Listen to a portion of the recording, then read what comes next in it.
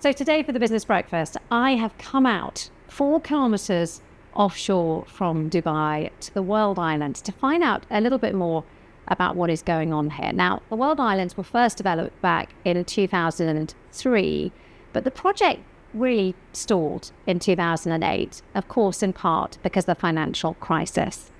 But there has been development out here. And in fact, I'm sitting in the heart of one of those developments in one of the floating villas. And the organization that has been managing this development out here is called the Kleindienst Group. They have a group of islands that they've developed into resort hotels called the Heart of Europe. And I'm delighted to say that this morning I've been joined by Manish Ahluwalia. He is the Chief Operating Officer of the Heart of Europe. Sir, thank you so much for joining me.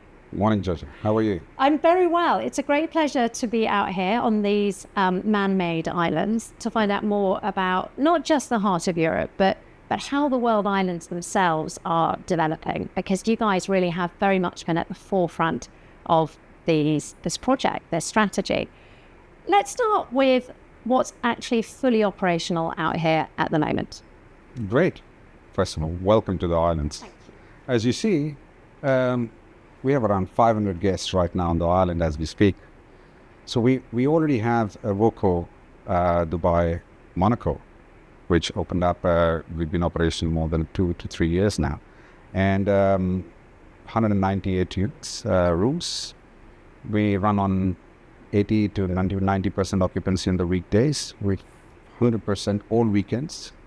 That itself gives us around 450 guests on the island. We have Voco Dubai Nice that is launched recently, and that is 263 rooms now. That will more than double the capacity of these guests on the island. We have an ultra-luxury property, Sweden Beach Palace, for people looking, or guests that are looking at exclusivity, privacy, and opulence. What's in the pipeline? Of course, we have the next is Germany Villa, coming through, and we're steam ahead moving through, and that should be operational sometime this year. After that, next in the pipeline, if you see just after these 2 hotels is Cannes and Saint-Tropez. Both hotels are in the next open pipeline. We have the Intercontinental Portofino, which is just, you can see behind. This will be the world's first intercontinental family-oriented resort. And then, of course, we have Marbella, which is the Vineyard Collection, due to open as well. There's a lot out here, and I think quite a lot of people don't realize how much there is out here. What type of infrastructure did you have to introduce in order to build your hotels here, in order to start the Heart of Europe? So basically, we had to build everything from ground up. Power, water, sewage, waste. The marine hubs for our ferries and boats. And then, of course, we had to digitize and bring everything that is used by every guest. And, of course, the digital connectivity for everyday use and more. Yeah. Some of our environmental infrastructure systems include a zero discharge waste policy.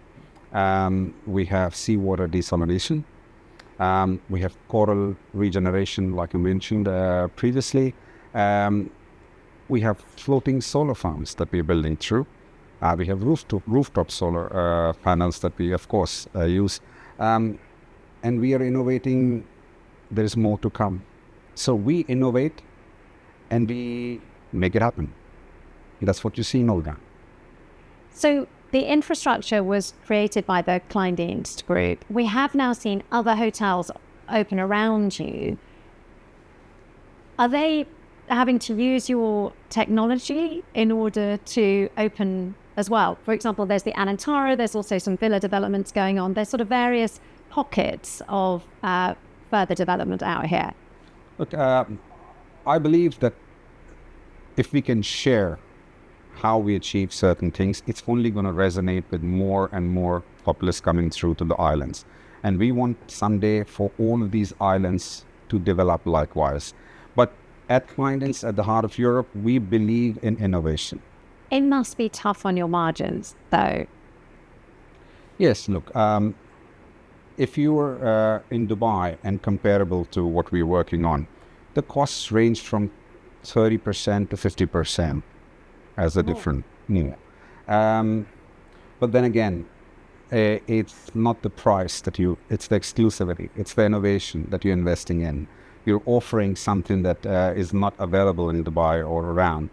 So how do you protect your margins in that environment, but when you're having to build the infrastructure? We believe margin protection starts at a master plan level. We're an organization that's fully self-financed, no bank debts. Hence, it makes us more flexible and resilient. We're completely vertically integrated. We do our own design. We have our own construction team. We have our own hospitality division, and all in-house operations are done by us. So it gives us a leverage towards any other developer out there in the market or any hospitality unit. Do you have investors as well? And if you do, are they local or international? Both, all globally. We have investors from India, China, from Europe, from Dubai, from the GCC countries. So we're getting a lot of, for the past years, interest from across the globe. And we want to continue this momentum. How about the hotels? How are they operated? What was the relationship with the hotel operators that you have here? Yeah, look, we ventured out and we partnered up with IHG, the Executive Group, and it's one of the well-known brands globally. With their partnership, we signed off first the Intercontinental, like I said. We signed off the Vineyard Collection, both are luxury and lifestyle flagship properties coming through. And then, of course, Vocos. We've opened up 2 Vocos that are already running through. Our relationship is embedded with a strong partnership that IHG believes as the future of these islands. I think there is still a sort of slight impression of the World Islands, of it having a reputation of sort of stalled projects from what happened back in 2008. What specifically has made this cycle of development different? What is going to make things stick? Because you clearly have huge ambitions for the projects out here, but it's a very difficult environment to work with. A lot has changed since 2008. We overcame that cycle, the global pandemic. We didn't rush.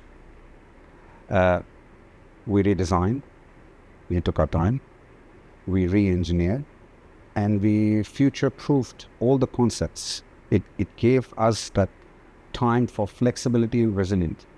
And that's what you see right now in front of me. Dubai has evolved a lot since 2008. It's no longer that speculative market. It's more established, very strongly globally positioned. And I believe that the time for us is now, and we're progressing with it. Okay, so talking about how difficult it is to develop out here, one of the sort of classic rumors about the World Islands is that they are sinking, that they're being eroded, that the project is struggling because of that. How do you shore up the islands? How do you ensure that your developments are going to be here for decades to come? This is a minimum 100-year project. It's not a short-term development. The state-of-the-art breakwater that runs 27 kilometers across already solves a lot of problems on what this rumor is all about. We have marine engineers, environmental engineers working through. There is monitoring of seabed, shoreline. The island elevation itself solves all of these problems. Sustainability for us is, it's not a slogan. It is a part of all the designs and all the aspects that are embedded to make this development where it is right now. I believe protecting the environment protects the assets and the investment.